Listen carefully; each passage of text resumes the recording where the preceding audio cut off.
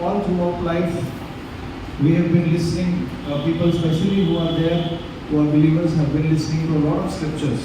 और हमने पूरे विश्व मीन्स जब से हम जन्मे हमने बहुत सारे जो कई सालों से विश्वासी हमने केवल जो है वचनों को सुना है. And there have been times in our life when we ourselves have read the scripture and we have believed on the scripture. और ऐसे कई बार हुआ है कि हमने खुद भी वचन को पढ़ा है और उस वचन पर विश्वास किया. Whenever we have gone through a situation, we are listening to sermons, talking to people, people send us scriptures, people pray for us. जब हम किसी चीजों से गुजरते हैं तो हम जो है वचनों को सुनते हैं, लोग हमें वचन भेजते हैं, उसको हम पढ़ते हैं. And we have seen quite a few miracles in our own life. और हमने कुछ ऐसे चमत्कार हमारे जीवन में देखे हैं. Praise the Lord. हालेलुया. सही है ना? ऐसा We तो have seen God working in our life. हमने देखा है परमेश्वर को हमारे जीवन में काम करते. There are sometimes some things we can't share with other people, और but कई बार people have still prayed for us. कई बार ऐसे होता है कि हम कुछ चीजें हैं दूसरों के साथ बांट नहीं पाते, फिर भी लोगों ने हमारे लिए प्रार्थना किया है. So prayer is very important. प्रार्थना बहुत ही महत्व का है. But today something that is connected to prayer, that is connected to a very important part in a Christian's life is very important. और कुछ तो प्रार्थना से जुड़ा हुआ और कुछ तो क्रिस्तियों के जीवन में जो महत्व का है उस चीजों का हम. What is the Bible talking about you and me as a believer? परमेश्वर का वचन जो है आप हमें विश्वासी होने के नाते क्या बात करते हैं? Are you going to, as you grow in your walk with God, what is God expecting you and me to be? जैसे आप हमें परमेश्वर के कार्यों में बढ़ते जा रहे हैं तो परमेश्वर का आपसे मुझसे क्या अपेक्षा है? We all know that we want to become like Jesus. हम सब जानते हैं कि हमें यीशु की तरह बनना है. But it is a process, it takes time. लेकिन ये कार्य है जिसे समय लगता है. Because becoming like Jesus is a very far-fetched goal.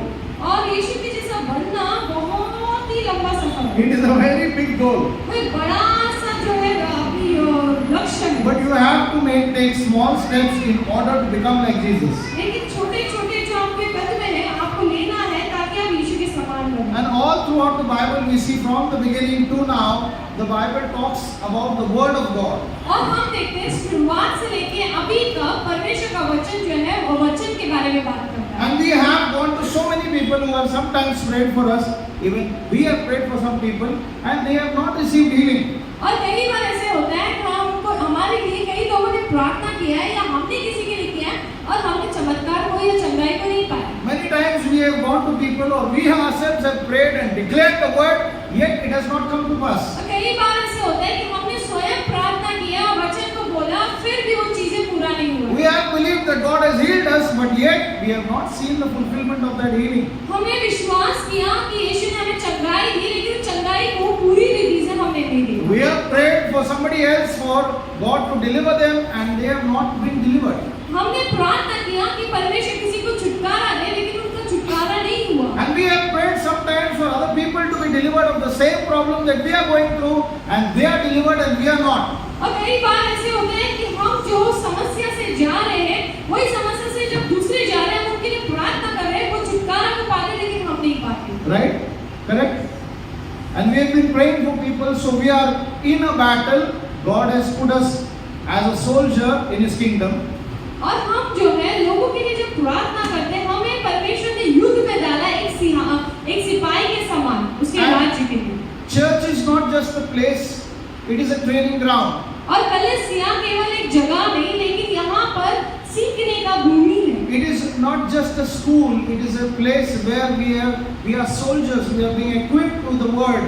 ये केवल एक पाठशाला नहीं लेकिन हम जो है उसके सैनिक हैं जहाँ पर हम वचन से भरे जाते हैं. And God has chosen me as a teaching priest. और परमेश्वर ने मुझे शिक्षक जैसे रखा है याजक. I am not satisfied with preaching. अब मैं सिखाने में इंटरेस्टेड नहीं. I love to preach. मैं प्रचार करना पसंद करता I हूँ. love some people preaching, I can never match them. और कुछ लोग जो प्रचार करते हैं मैं उनकी तुलना नहीं कर सकता. But my heart is after teaching. लेकिन मेरा हृदय जो है शिक्षण के पीछे. If I am not able to take the word and apply it in my life, there's no point. अगर मैं वचन को लेकर अपने जीवन में उसका कार्य नहीं कर सकता तो वो कोई अर्थ नहीं. What is the point if she can use the same word and I can't? क्या अर्थ बनता है कि वो वचन को लेकर वो कार्य कर सकती है और मैं नहीं? Maybe we are struggling through certain things and we are not able to share with other people. शायद हम किसी किसी क्षेत्र में जो है उलझ गए हैं या जगह लड़ रहे हैं, लेकिन हम किसी से बांट नहीं पा रहे। And somebody here comes in church, or somebody from outside meets you, or somebody you see on YouTube or wherever, or maybe your relative tells you, I prayed and God healed me, and you are going through it and nothing is happening. और ऐसे हो रहा है कि आप किसी चीज से जा रहे हैं, लेकिन आपका जो रिश्तेदार है वो आपसे आके कह रहे हैं कि मैंने प्रार्थना किया है, YouTube देखा और मैं चंगाई पाई उस चीज से, और आप नहीं पा रहे, तो कैसा लगता है? होता है कि नहीं होता है? Do you feel it that? There are times God allows us to go through certain things. कई बार ऐसे होते हैं कि परमेश्वर हमें अनुमति देते हैं कि इस चीज से हम गुजरे। Let's go to the scripture. हम जो है अध्याय की ओर देखें। Matthew chapter 8. मत्ती का 8वां अध्याय। We will be talking about authority of the word. जहाँ पर हम जो है अधिकार के बारे में बात करेंगे वचन का। We are not talking about power, we are talking about authority. हम सामर्थ के बारे में बात नहीं कर रहे, हम अधिकार के बारे में। If somebody has to arrest you, it has to be an official who has official documents to arrest you. अगर किसी को आपको बंदीगृह में डालना है तो वो अधिकारी होना चाहिए, जिसके पास पत्र होना चाहिए, जिसके द्वारा वो आपको डाल सके। If you have taken a home loan from a bank, the bank is the authority, has the authority for your house or your car or whatever you have possessed. आपने किसी चीज के लिए लोन लिया है तो बैंक के पास जो है अधिकार होता है कि वो उसके ऊपर नियंत्रण दे। Till you have paid it off, until you receive an NOC from them saying that now you have cleared everything and it is clearly yours, that document holds, they hold the power over your property. और जब तक आप उस चीज का दाम नहीं चुकाते और आपको एनओसी नहीं मिलता है, वो बैंक या वो व्यक्ति के पास अधिकार होते हैं आपके वस्तु के ऊपर। You understand that, right? क्या हमें समझते हैं? 10 साल का होम लोन लिया, 1 साल भरा बस नहीं हुआ, you have to keep paying. If you take a home loan of 10 years and you pay it only for 1 year, it's not sufficient. You need to pay it up. Right? हमको भरते रहना पड़ेगा। You need to pay Till it. your last EMI is paid. जब तक आपका आखिरी EMI चुकाया नहीं गया। So let's see what is authority आइए हम देखें अधिकार क्या होता है and let's read. और हम पढ़ें। I've been interviewed by certain topics about certain people. Last time I spoke about healing of a woman. Jesus did not answer.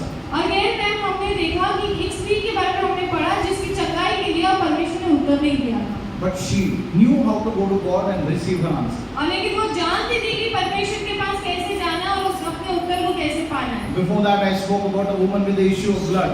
और उसके बाद हमने देखा कि लहू से जो पीड़ित स्त्री थी उसके बारे में। She did not even ask God for permission for her healing. She went and took it. वो परमेश्वर से अपनी चंगाई के लिए अनुमति भी नहीं लिया, जाके उसने ले लिया। Now we're talking about another man who I am intrigued by.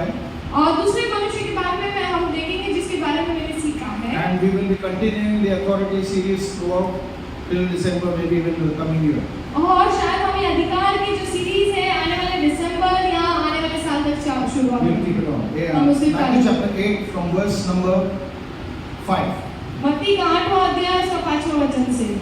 जब वह कफरनहूम में आया तो एक सूबेदार ने उसके पास आकर उससे विनती की, हे प्रभु, मेरा सेवक घर में लकवा रोग से बहुत दुखी पड़ा है। उसने उससे कहा, मैं आकर उसे चंगा करूंगा। सूबेदार ने उत्तर दिया, हे प्रभु, मैं इस योग्य नहीं कि तू मेरी छत तक आए। बस मैं इस योग्य नहीं हूँ कि तू मेरे छत में आए। Read it in English, please.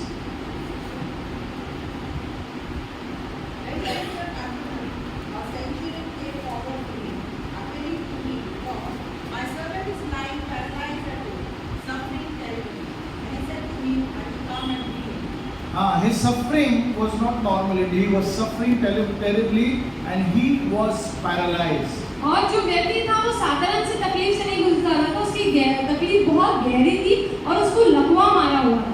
That means that before this man came to Jesus, उसका अर्थ है ये मनुष्य यीशु के पास आने से पहले, now a centurion, last week we saw a mother going for a daughter.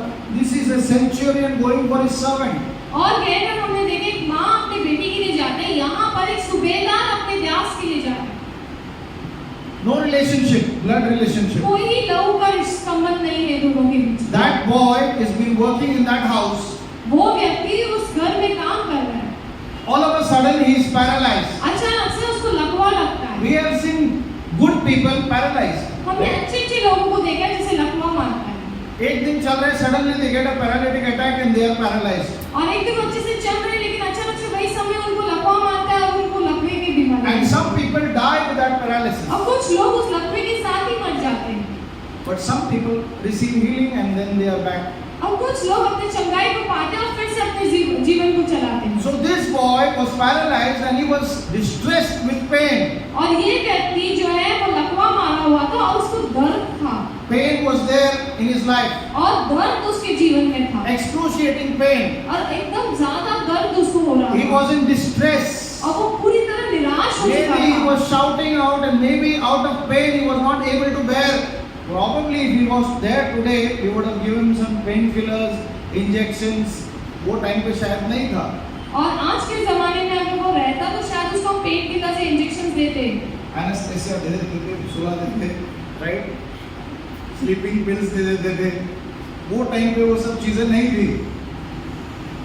So he was crying out in pain. He was in distress. So much distress that the master of the house was not able to bear the pain. और वो इतनी पीड़ा में थी, इतना दर्द में था, इतना निराश में था कि वो जो मालिक सूबेदार था उस घर का, वो उसके दर्द को देख नहीं पाया। Sometimes we are not moved by our trouble. कई बार हमारी तकलीफों से हमें कोई भी We are not moved. हमको हमको असर कोई नहीं फर्क होता. नहीं पड़ता हमारी तकलीफों When we से। see someone else in more deeper trouble than we are, that moves us more. लेकिन जब हम दूसरे को देखते हैं कि वो हमारे से भी ज्यादा पीड़ित है, तो वो चीज जो है हमारे भावनाओं को ले लेती है। Sometimes we are under the cloud कि सब मेरे साथ ही गलत हो रहा है. कई बार हमें ऐसे लगता है that everything is wrong with me only। Why God only me? क्यों परमेश्वर हर बार मैं? But sometimes we ask God to remove us out of the trouble. कई बार हम परमेश्वर से कहते हैं कि हमें इस समस्या से बाहर निकाल। But then He introduces us to somebody else who is in deeper trouble. लेकिन फिर वो हमारी परिचय किसी ऐसे व्यक्ति से करता है जो हमसे भी ज्यादा पीड़ित है। होता है ना कभी-कभी. Have you experienced it? क्या आपने अनुभव We are asking God for deliverance, but God is bringing us with a more serious problem of someone else, and we say अपना तो दर्द बहुत छोटा है. कई That person is going through something much more deeper. कई बार हम इतने पीड़ित होते हैं कि लेकिन परमेश्वर हमसे हम कहते हैं कि हमें इसमें से निकाल, वो हमें ऐसे व्यक्ति से परिचय करता है जो हमसे भी ज्यादा पीड़ित है। So the moment you say, Lord, why me? Remember, God is not going to deliver you from